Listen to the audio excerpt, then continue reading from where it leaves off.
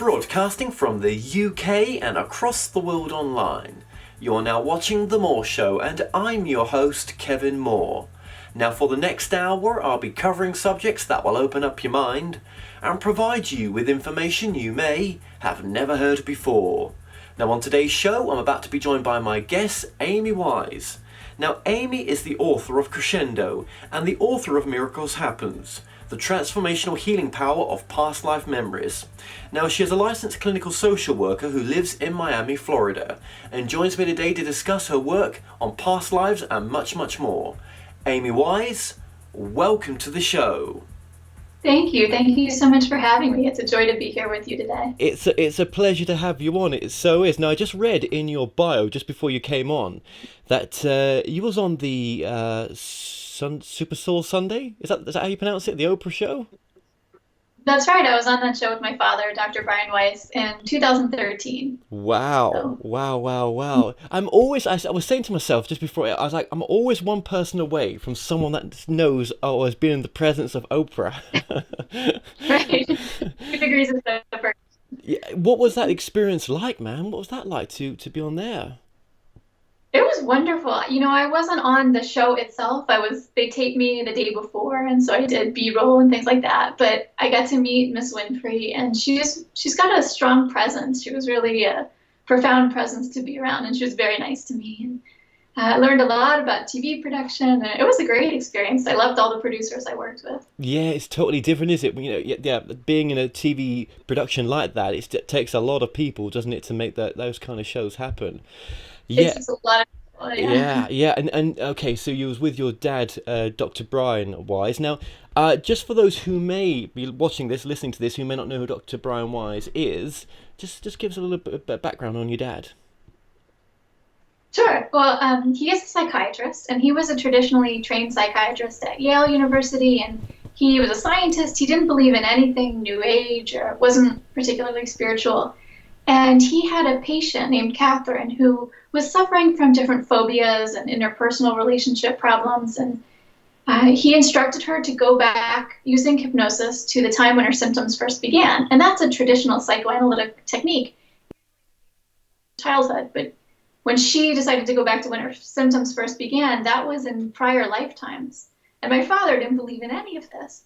But he was seeing that over the course of this work, her symptoms were disappearing. Her phobias were going away, physical symptoms, emotional symptoms. And so he started researching the idea of past lives and reincarnation and past life regression therapy, which is taking clients or patients back to past lives to relieve some present day problems. And so he's been working in this field now. I think he was seeing Catherine in the very early 80s, so it's been a long time. Wow. So you don't mind talking about your dad just for a bit, because obviously he's your dad, right? He's. Right. Yeah.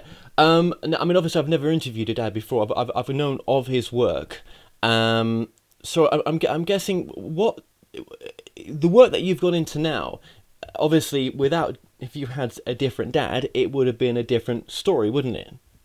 Very. Yeah, I grew up, when he was seeing Catherine in the early 80s, I was about 1 year old when he started seeing her. And so in a sense, I was growing up with this information as a child. And so what's different about me from a lot of different people is that having grown up with this information, I've never really struggled with the fear of death or had a kind of obstacle to overcome to get to this understanding. So I grew up always learning that we never really die. We're eternal, immortal souls, and so are our loved ones. And that after our body dies, our consciousness or our soul just goes on and is eventually reborn into another body. So having grown up with that knowledge, also growing up with my father exposed me to a lot of mediums and psychics, and we would go to psychic expos, and I was doing this since I was a kid. So really I've been involved in this world for a long time, and it did change me as a person. And when I was older, I worked in hospice care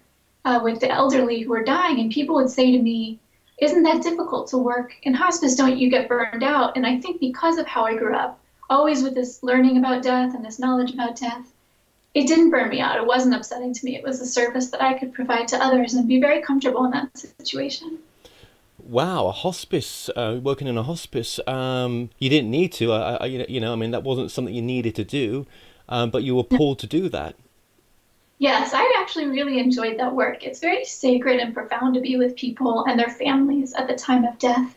Death can present itself in so many different ways, but it was always a very profound event. It felt like the dying person was getting ready to go on a new journey. And it was kind of, although sad for the people who were being left behind, it was also an exciting time in a way.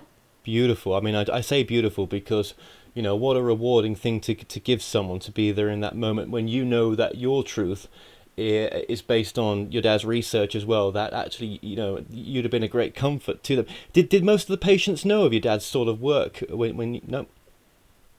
No, I was there as a social worker, so it was important for me not to impose my belief system on anybody. A lot of people didn't have it, but if they would come to me with their own questions, then I could start engaging in a dialogue with them. Of course, of course. And were you looking for proof of your dad's truth by doing that work? No, I've never really been interested in proof. There are a lot of scientists who make that their life's work to validate reincarnation. And for me, because well, I'm an artist, but I'm also a therapist, and my dad is a therapist. And for us, the more important than proof was healing. We were seeing these symptoms dissolve that people had carried with them throughout their whole lifetime, fear of drowning, fear of fire, whatever it is. And so when we see relationships get better, physical symptoms get better, emotional symptoms, for us, that was all we needed. We like the healing. Absolutely. Yeah, because I think you just mentioned music is there as well. And yeah, a clinical musician, is that what you class yourself as well? Yeah, it's called a therapeutic musician. And what I do, I play the harp for hospital and hospice patients. And it's not a big floor harp, but a little one, kind of like a guitar. And the idea is that instead of, we play live music at their bedside. So it's not for entertainment, but it's for healing. And we'll pick a specific kind of music based on the patient's medical condition. So, for example, if they're having trouble regulating their vital rhythms, like their heartbeat and things like that, we'll play a song with a very steady pulse of 60 to 80 beats per minute, which is the rate of the healthy adult human heart. And what happens is called entrainment. Their heart will actually start syncing to the beat of the music. And so in that way, we can bring their rhythms into a nice, healthy state. Wow. And so that's, yeah, one idea, one way that heart therapists work. Wow, wow, wow. That's so cool. I've not heard of that before. And is this Yeah. something you still do now? Are you still in this practice now? I haven't been doing it for a couple years because I focused on writing full time. I was writing my book, and that took all my energy. But it is something I'm still studying to be. And if anybody out there is listening and they're a musician, it's actually a really easy thing to do once you already know how to play an instrument. And it's so gratifying to be able to bring it to people's bedsides. And one time I went to, she was a woman in assisted living facilities. She was an elderly woman, and she was sick and couldn't really get out of bed. And I just took the harp out of its case and she started crying. I didn't even play a single note. Wow. She was just so touched to have someone come to her bedside and play music specifically for her. When you've done that shout out just there, I mean, if they've obviously got to be in the profession that you was in, have they not, to be able to just obviously make contact No, with it? No. not at all. They just need to have a familiarity with an instrument. It doesn't have to be the harp, but there's a bunch of different programs that they can look up. The one I am involved with, is called Harp for Healing, but there's 7, I believe, others throughout the world. And they just have to take a little course.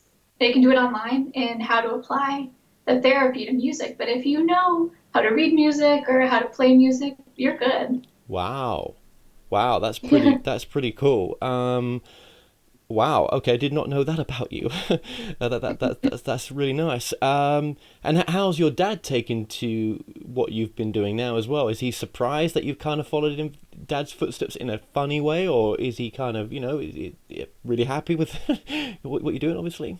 I think he's very proud and happy. I don't know if he's surprised because I've always been interested in spirituality and in therapy and helping other people, and I've always been a writer too. So I'm finally combining the writing and the healing together, like in my latest book, Crescendo. But we worked on a book together that came out in 2012 called Miracles Happen. So we have been working together in that way, and that was a Mm. really fun experience to get to write with my dad. Oh yeah, that's so beautiful. And what was Mum's part in any of this? Mom is always behind the scenes, a huge support. She works with my father's office, and she's been a part of his work. She was by his side the entire time he's doing it. And she does trainings with him in New York 3 times a year. So they train people to do the past life regression therapy on other people. Right. You see, I think that kind of stuff is just another way of getting into the higher self, to speak to the higher self. Because some of us, we're not able just to listen to our gut feeling. Some of us aren't able to always be that intuitive. But if you are blocked in those certain areas sometimes, I think having a past life regression is just another way of connecting to that, because to that greater aspect of yourself. Exactly, Kevin. That's a perfect way to put it. And for a lot of people, doing past life regressions or learning about themselves is healing, not just because they're getting rid of a symptom or phobia, but because they're learning, wait, I'm immortal. I saw myself in a past life, and I saw myself die, and my soul went on, and it was born into another body.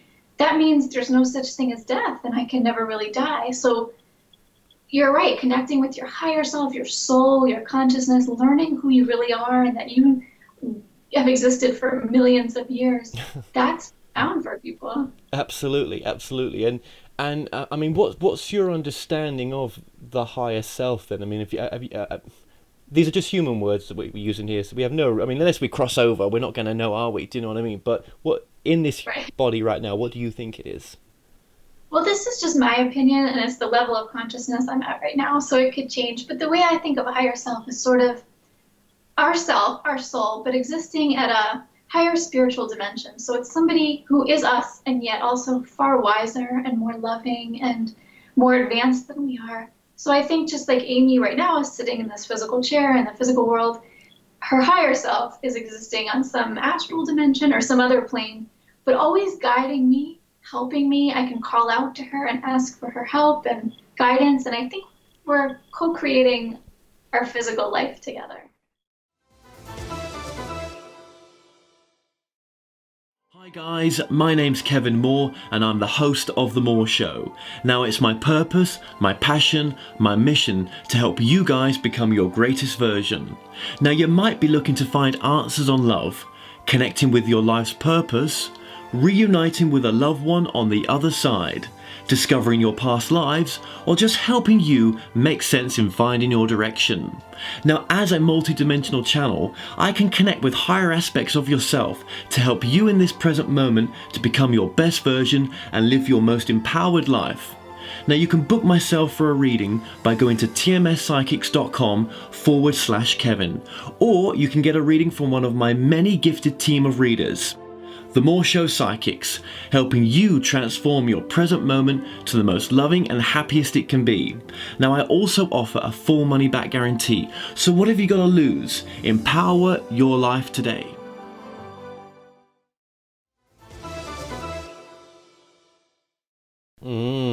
Yeah. How many times do you tap into your higher self? I ask for guidance a lot, actually. That's okay. Sometimes I feel a little lost in this physical world, but I know my higher self knows why I've chosen certain things in this life, people, or the path I've chosen, or obstacles even.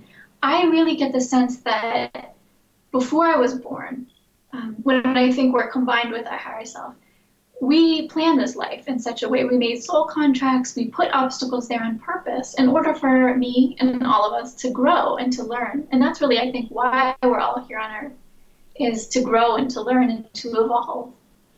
Yeah. I always say there was nothing better to do on a Saturday night, but that's just my opinion. Because sometimes you're bashing your head thinking, why did I choose this for? Why? But then as you progress through that why and you just let you sort of flow, it all becomes clear in the end. Oh, that was the reason why. Oh, that's why this is happening. Oh, okay, I'll try. I can kind of make sense of it. It doesn't. But then we always do things. I say this in lots of interviews. We always do things the most difficult way, don't we? Most times. Yeah. Yeah, most times. Yeah. Some people are chosen to learn through suffering and pain, and it's okay. You can learn through joy too. It's just the way we've chosen to learn. Absolutely. I love what you've got to say. I really, really do. I'm doing a movie on, well, not a movie, a documentary this year on channelers, and it's going to be called, well, I've changed the name now. It was called Tuning In now. It's going to be called they call us channelers. So I've just remember the name there. They call us channelers, and it's just a good part of this documentary is really to say to people, look, channelers have one way of connecting to the higher self, but there's other ways as well. We all connect to that higher self, and if we just did that more often, then we'd find that all answers lie within, Yeah, and to come that's from great. love more. And one way we can channel, but we can also do meditation. That's a really good way for connecting with wisdom far greater than us. And Yeah. guided visualizations too can help you connect with your higher self. So lots of different ways. I mean, I suppose some of the clients that have gone through your dad's office have blown his mind in some respects into the nature of reality. It's kind of too much to take. It's almost impossible to put words on sometimes. This life between lives where they go into this level that they're attracted to. Some call it heaven, some call it home, or we may call it a level, whatever, right? And they've gone back there, and there's all this wealth of information about where they're at now and where they're going to go and what the possibilities are, and I don't know what's gets. I'm not really saying it very well, but I mean they go to these wonderful places, don't they? Yeah, and when you do regression, part of the wisdom and healing comes not just from learning who you were in a past life and what you did, but how those messages relate to you now and how they're affecting your present life and what you can learn from the past in order to make your present life better. What do you? What were some of your past lives? Do you think? How come? Why did you have this life you're having now? Do you think? Well, I'm not sure why I'm having the life I'm having now. Part of me feels like it's here to help in any way I can serve others. I think that's kind of why we're all here. I'm right now teaching and healing through my writing, and that's a big part of why I think I'm here. But in one of my past lives, which actually we talked about in the Super Soul Sunday show, I was a hermit living in the Middle Ages, an old man, and I would just like to go around looking at rocks and stones and leaves all day. I kept to myself. And the town people didn't understand me, and they burned down my home with their torches. And the smoke clouded my eyes. And in this life, the reason I went back into that past life is because I have cataracts in my eyes. And I was diagnosed when I was in my 20s, which is very young for cataracts. Yeah. And so a cataract is a clouding of the lens of the eye. And so the message I was getting was sadness clouds the eyes. And so not only did the smoke from the torches physically cloud my eyes, but metaphorically I was carrying this sadness and feeling of victimization from that life as a hermit, not understanding why people would be so cruel, why they would hurt me, what did I do wrong. And in this life, it was clouding my vision in a way that I was going throughout life saying, why are people cruel to one another? Am I safe? Can I really trust other people? And so when I was getting the message from that lifetime, let the sadness go. That was one life. It's not your present life now. Actually, the cataracts in my eyes did clear. Yeah, that's incredible. That's incredible. And I get the feeling with yourself that there's not that much ego with yourself. I mean, I don't want to put words in your mouth if you don't feel happy, but that's the kind of feeling I get. And that's what this spiritual realm needs more and more, because some of these big people in this field, awful big egos, and unfortunately that great messages, but difficult people sometimes, right? And with you, I get the feeling that's not the case, and I think you're on such a platform with what your dad's done that actually, yeah, you're here to probably really bring this message to a younger generation as well. Thank you. That's really kind, Kevin. Thank you. Well, no, that's just what I'm picking up on. It's all right. That's what I feel and I get for you. Because obviously, yeah, what a platform you've got. I mean, I don't know if you always see that, but maybe I'll just reflect that back to you a little bit. Yeah. Great platform, and you've only just started in what you're doing. I guess, do you feel like that sometimes? Yeah, it's been this book I just wrote is my first book on my own. It's my first novel. It just came out about a month ago. So yeah, in a sense, it's really new. Good. Now let's get to your book. Now, why a novel in this subject? That's kind of just how it came to me. The book I'd written with my father was nonfiction, and I'd been writing mostly nonfiction. And I had this sense that I was going to start writing again. I knew it was going to be about spirituality because that's what interests me. And I thought it would be nonfiction. And I was waiting for the thing that was going to happen to me that I could write about. the client that walks into my office and changes my life forever, or the near-death experience that blows my mind. And the only problem with that was that nothing ever happened to me. So I was complaining about it to somebody, and what can I write about? And he said, you're a fiction writer, make it up. Because I had grown up writing fiction. And for some reason, I heard that as kind of a fun challenge or puzzle. Like, yeah, what would it look like if I took all my favorite spiritual subjects and metaphysical subjects and put them together in a plot or a storyline? And that's kind of the idea of how Crescendo came to be. It's such So a cool fiction shows. idea. Yeah, it's such a cool idea because, you can reach, well, yeah, you can reach a wider audience in one sense because it's kind of under the doorstep, isn't it? It's under the rug a little bit. And Yeah, exactly. maybe some of the souls that this book's going to reach are souls that were just unable just to, if someone said to them, oh, we live past lives, and showed them all the proof, their soul would not be ready to take that on. But maybe with something like this, in the hands that it comes into, it's just enough just as, for this lifetime to switch them over to think, oh, well, what if? Oh, does that resonate? Yeah, I think that's an incredible way to put it. I love that idea. And you're right. There are some people who are going to pick up self-help books and nonfiction books. There are some people who read primarily fiction, and it's the same teachings, the same learnings, just said in a slightly different form. So however it reaches people, that's wonderful. That's the point. Yeah, absolutely. So is there anything in the main character that's kind of, in your background as well? Are you related to the main character at all?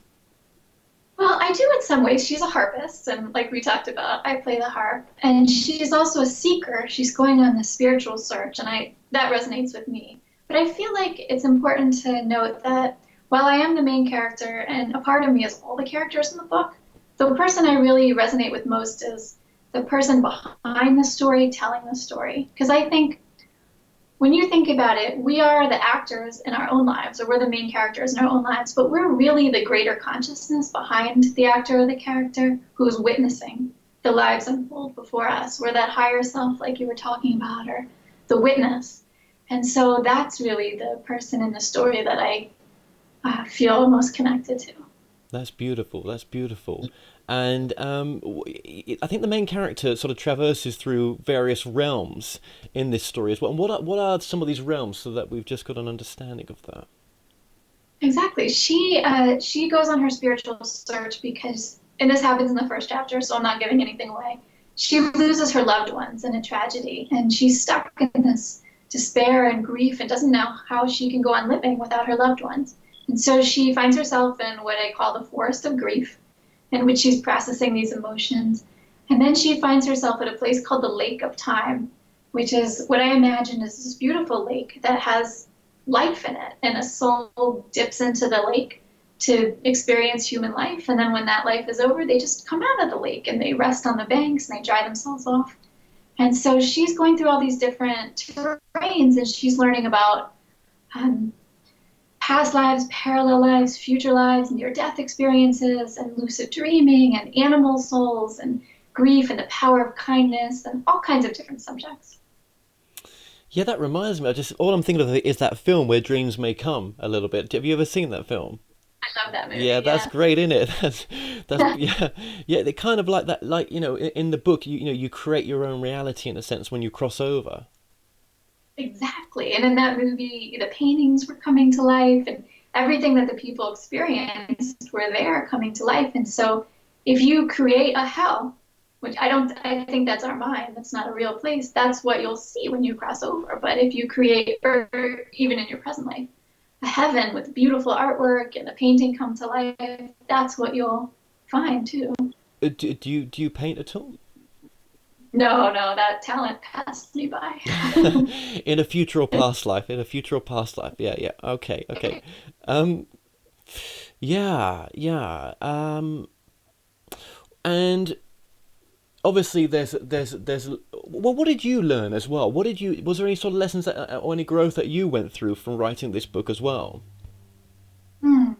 Did I grow while writing the book? I think so, yes. And I feel like I was connecting. I think of them as my writing team or guides on the other side, and definitely my higher self is there with them. And so I felt like we were consciously collaborating on this work together. And so even though I felt like every word I struggled for, at the same time, there was something far wiser and greater than I coming through.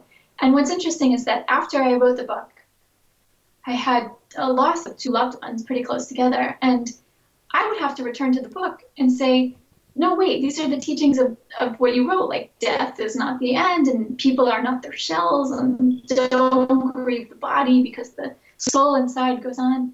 When I was having this human experience of the loss of my loved ones, I would really struggle with the grief too. And then I would turn to the book and say, look, you already wrote it, all these things. And so I learned, even though I knew intellectually about death and had experienced it many times with people close to me, I also learned more about it through the writing of this book.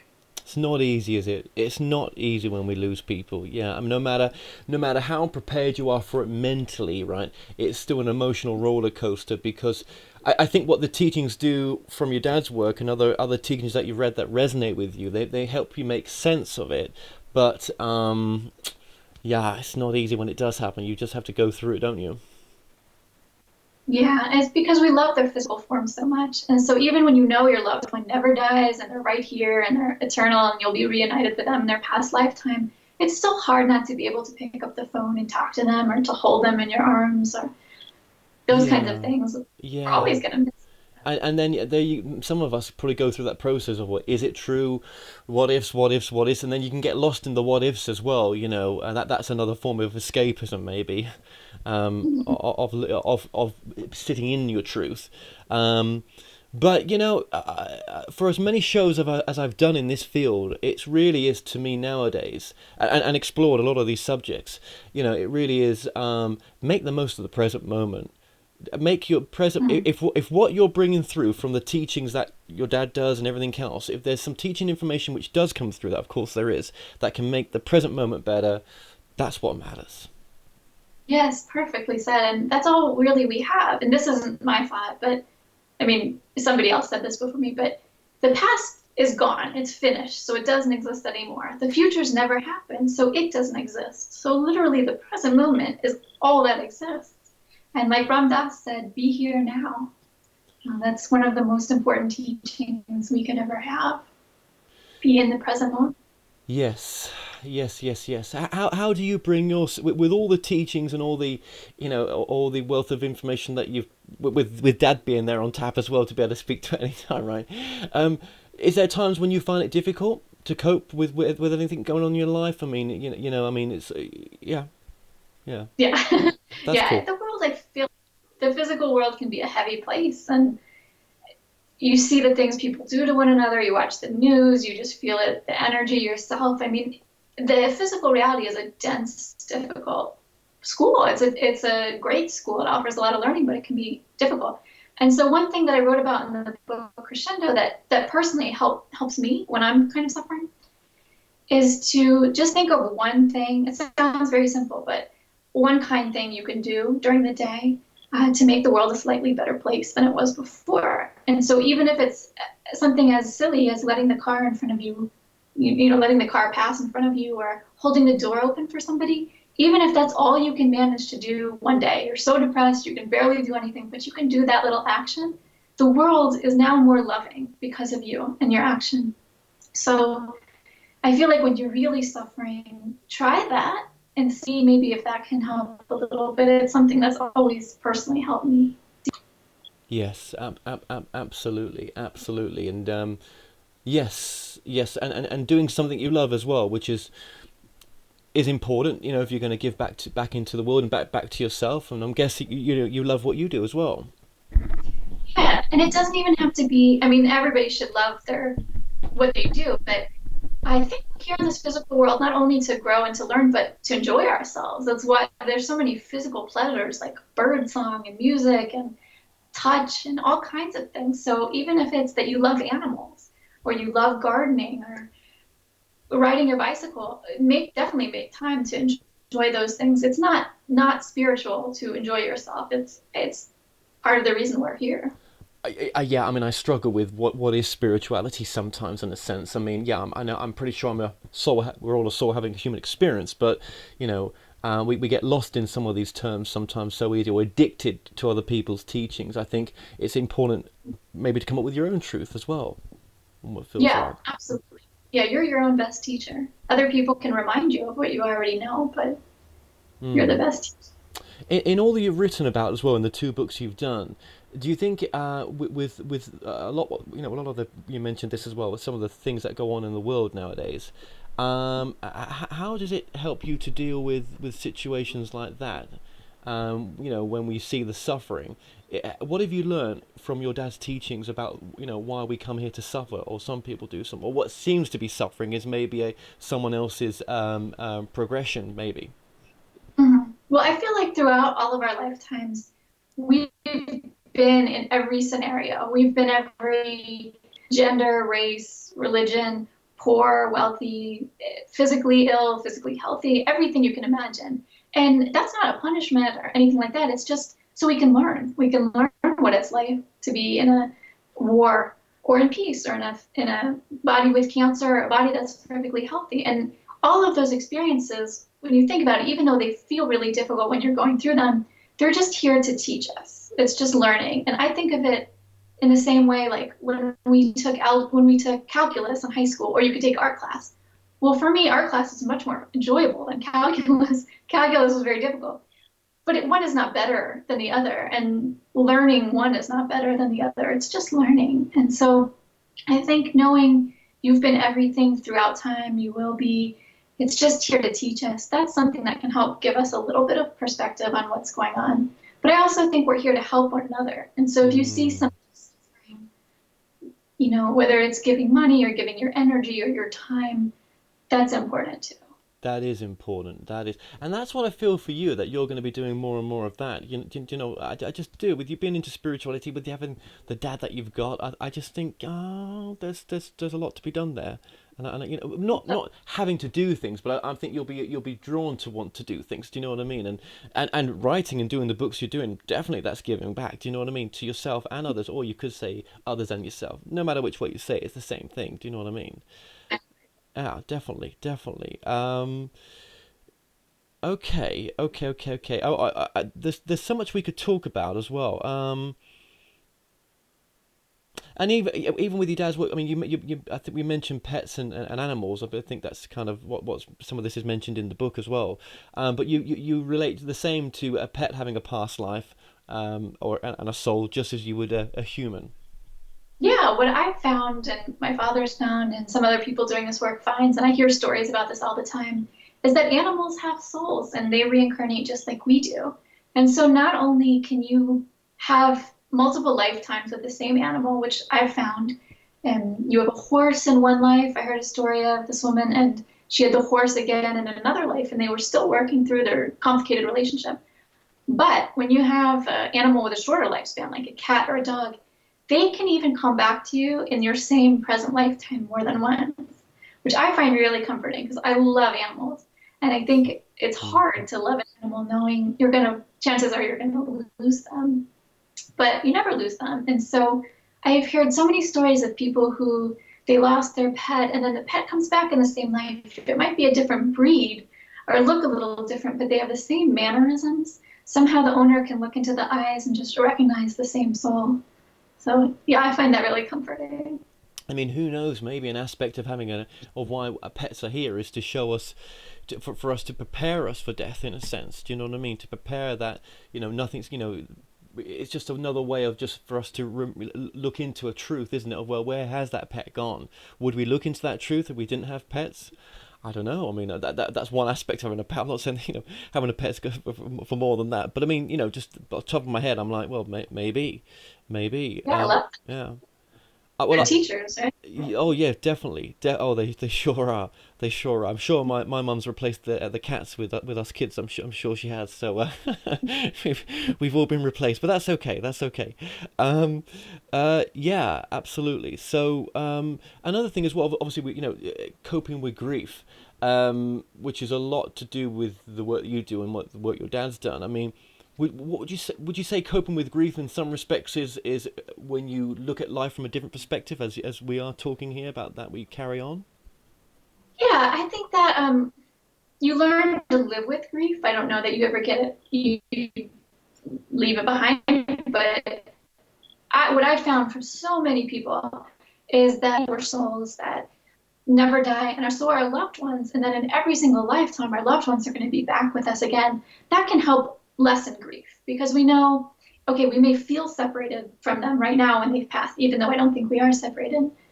It's temporary at best. We're always being reunited with them again, and it might be in different roles. For example, a father could be your best friend, or your sister could be your daughter. We can change those kinds of roles, but the souls are always the same. And I suppose this could, yeah, thank you for that. And I suppose I'm just thinking of destructive kind of family relationships as well. So if you've got quite a destructive past relationship with your family, maybe as it's difficult for, we're not living in their shoes, but you would come from the perspective, well, that's happened for a reason. That lessons have happened because maybe in some previous lives, things were reversed, and you were the one that caused the destruction last time. So you're getting to experience what it's like for someone else to come and give you that lesson. Exactly. Yeah, it's all here for our learning. And I do believe that before we're born, we choose our parents and the family that we're born into, even when they're abusive families. I don't feel like you choose abuse, but you know the potential in that particular family. And it's because there's something for you to learn with that particular experience. And, you also made me think about there's a story that I wrote about in Miracles Happen about a client of mine when I was doing private practice. And she had a baby that died hours after birth, and she was grieving the baby. And she had a past life where she died early, and the baby was the father. And she said, "Oh, now I realize Elliot wasn't. He was just leaving me early in this lifetime, and I left him early in a different lifetime. And it's just now we've both had experience and we've learned. So it wasn't a punishment or a curse or anything like that. It was really just to grow, to learn." Yes, for sure, for sure, and yeah, yeah. And we're not here to force this truth on anyone. I mean, some people listen to this maybe say, I'm just not ready to go any further than listen to what we said now, right? Because they may be like, well, that's okay for them to say it. They never had to live through it. Do you know what I mean? Um, Right. but it is nice just to consider the opposite sometime. I will say that for sure. And I think most people actually that have been through abusive relationships or abuse of some sort are actually very open minded when it comes to this stuff, because it's there's always a great lesson that they took from whatever they've been through. And I guess that comes to forgiveness in this life as well. I think that's a big part that we come here to learn as well, don't we? Sometimes when someone's teaching us a lesson. Mm-hmm. Forgiveness, yeah, letting go sometimes is the lesson. If you're in an abusive relationship, it's not your, I don't know the specifics of, a particular relationship, but chances are it's not your karma to stay in that relationship and be abused. It might be the karmic separation is just learning to let go and not be in that relationship and take care of yourself. And that could be the most important lesson in your life. It's complicated, isn't it? Because, well, not complicated, but it's, I think anyone that's going to be abusive towards someone comes here with free will not to have to do that. Yes, we can say that things have been pre-planned, but hang on a minute, that soul's still got free will. It doesn't have to go through with it. It could come from love and say, I choose not this. But, the free wills are there to, ask free will to do with what you shall think is the right thing to do. But, love is Yeah. love is the only answer. Yeah, if you think about us planning to come, like a child who plans to come in with an abusive parent, I agree with you 100%. They know what the parent is like. It doesn't mean that abuse is going to happen because the parent always has free will. So it could be, let's say, two scenarios. The baby is born and the parent chooses to abuse them and really not to learn. Or the baby is born and the parent says, oh my God, I have this potential to love another being. I'm not going to abuse them. I'm going to learn a different way to relate to people. That's the parent's free will. It's not the baby's destiny to be abused. It's not their karma or anything like that. They're choosing to be born in that particular potential, and they could be the wonderful teacher for the parent or not. Everybody has free will. And you think as well, now this is getting a bit out there for some people, which is cool, right? But you think as well, if time is all one and past lives are happening now and future lives are happening now, if that even, I can't even get that in my head, right? But if it is, then every life that what you're doing now maybe is affecting past and present. So Exactly. yeah, yeah. How does that work? God, I mean, yeah. I suppose what I'm saying is, can you heal a past and present and past and future life in the present moment now by the actions you take now? Will that have ramifications for all your lives? I think so. And in fact, I made that exact scenario in my book. There's a woman who's experiencing a past life when she was a cruel person that hurt other people. And she goes back to the past and changes it. And she sees the whole of history changing. And I think it is kind of hard for me. I definitely don't know how to explain it. I do believe that there is no time, there's only the present moment. And so, in a sense, there are no past lives or future lives. It's all present lives. The way I kind of explain it in my mind is it's like gravity. Here in the physical world, gravity exists. If I drop something, we know it's going to fall. You go into outer space and there's no gravity or it's less.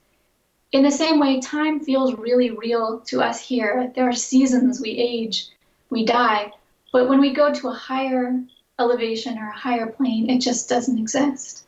And so, as somebody who's currently here in the physical world, I don't really know the mechanisms of it or quite how to explain it, but I do believe that that is the true state, just one time. Well, that's kind of cool. That's kind of cool. Okay. Yeah, I remember. I mean, I was practicing channeling, and I remember doing a channeling where that came through. Something like that came through, where you can heal, even go back into a past life and heal that, and it will change the current life now. I mean, it's beyond my human thinking, but yeah, that and it very interesting, very interesting. Um, okay, okay, okay, okay. Um, I suppose I wanted to just to bring it back there as well to where we are now, and I think that's important for the book as well. It's just that through reading even a novel like this, it's only going to improve you, isn't it? In a sense, if you feel drawn to the book, of course, but it will it does bring back a way to go back into your truth, maybe by reading material like this, I would say. I think so. Whenever I read a really resonant spiritual book, like we were saying earlier, it reminds you of who you are. It's not that you don't have that wisdom, it's just that everyday life kind of might cloud it over. And so to remember, like, oh yeah, I'm not the personality, I'm the soul behind it all. I'm not a victim of life, I can create it. All of those things I think can help us really enjoy the present more. Yeah, and I'm just thinking there. God, what's life like round the dinner table with everyone? What's the conversations like? They must be pretty cool, or maybe they're just like normal. But this is normal to me. This kind of conversation's normal, Yeah. right? But sometimes my father and also my mother, I can always go to them and ask them to help me kind of explore the deeper meaning of what's going on or what might be happening at the soul level or a greater perspective. Like if I have difficulty with a person or situation, we're always looking for what's the greater lesson or teaching behind that. So I've been really blessed to have God, them to talk about things. that is so cool to be able to look at when things happen in your life, which they're bound to, because otherwise it's not going to be life. You're hit, and you're like, oh, damn, what's the deeper meaning? Why did that person kind of, I use the word screw me over, or not screw, but we don't think of it like that, do we? But why have they been that way towards me? Well, actually, honey, you've attracted it in your life, and there's maybe a connection that they've taught. Maybe you would, agree to meet these people, and that was supposed to happen just then, and you know yeah, when you can look at it so differently, it kind of heals everything instantaneously, doesn't it?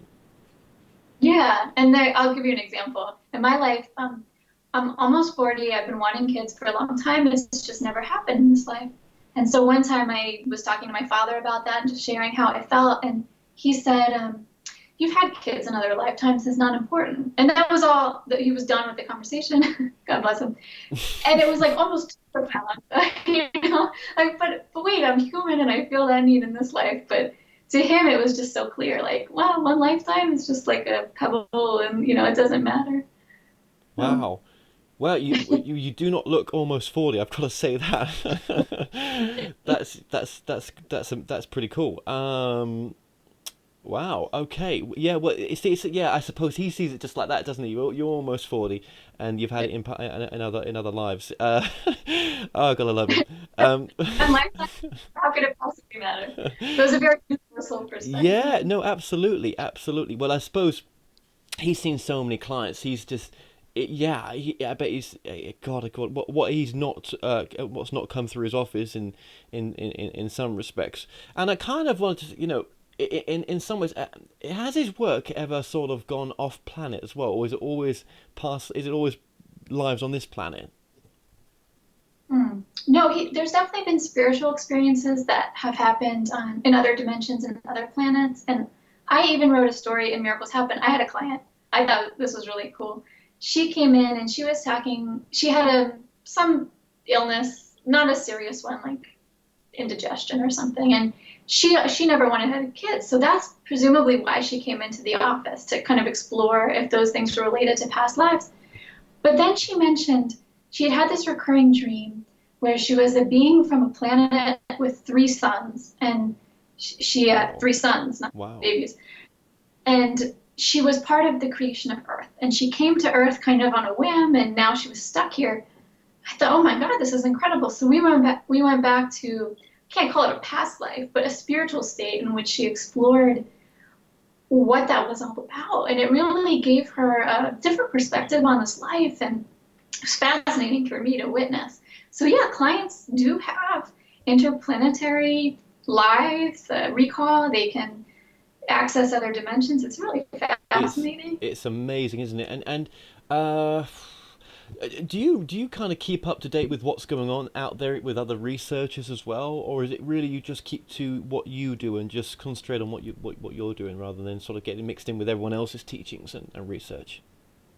Oh no, I love to read about others' teachings. Not so much research to some extent. Michael Newton and Yeah. those things. I just love to read the case history, the stories. They're fascinating. But any spiritual book, I will take a look at it and see if there's something to learn. And I find no matter what avenue you're doing, whether it's past lives or working with animal communication or dreams and lucid dreams and astral travel, whatever it is, those things all have something really wonderful to teach us. Absolutely, they do. Absolutely. What would you say then? What would you say is the most important message of your book? I find that the most important message in the book is love. It's that we're all here to love one another. We're here to love ourselves and to love the planet and being alive. And the way I think about it is, if we're all in a school, the Earth School, we're all graduating with a degree in love. And along the way, we might minor in some other things or take electives and independence or artistry or whatever it is that you're learning. But ultimately, you graduate the school once you learn how to love and be kind and compassionate towards all beings. Yeah, that's so beautiful. That yeah, yeah, and that can count towards yourself as well, self-love as well. Self-love, Yeah, absolutely. yeah, And yeah, everybody, when you think about it in a way, we are all other people. We're all connected. We're all the same stuff. So when you love others, like you were even saying before, you love others, love yourself, it's the same thing. so true, so true. Thank you so much for sharing that message. And your website is? It's amy-weiss.com. And if you go, there's actually a free guided visualization that if you just sign up for the mailing list, it's free, and it's accessing your higher self. So like we were talking about earlier, people can just do it. It's about 25 minutes long, and then see what you find. Excellent. Well, I would recommend people do that as well, especially a free one as well. That's always, especially coming from yourself, that'd be wonderful. Well, we've been putting your website across, on the screen throughout the interview, and your book as well. Actually, and your first book as well, the course, Miracles Happen. Yeah. I just want to say, listen, I've really enjoyed this interview, and I love what you're doing, and yeah, just keep on shining that light that you're doing and just being yourself. So just say, Amy Weiss, just thank you so much for joining us today. Thank you, Kevin, and keep on shining your light and being you too. Well, we've come to an end on today's show. Don't forget that you can listen and watch all our past interviews on the More Show's official YouTube channel. Remember to subscribe to our YouTube channel for new daily shows. You may also find out more on all past and upcoming guests by going to themoreshow.com, and do like us on Facebook and Twitter for the latest updates. So until next time, be safe.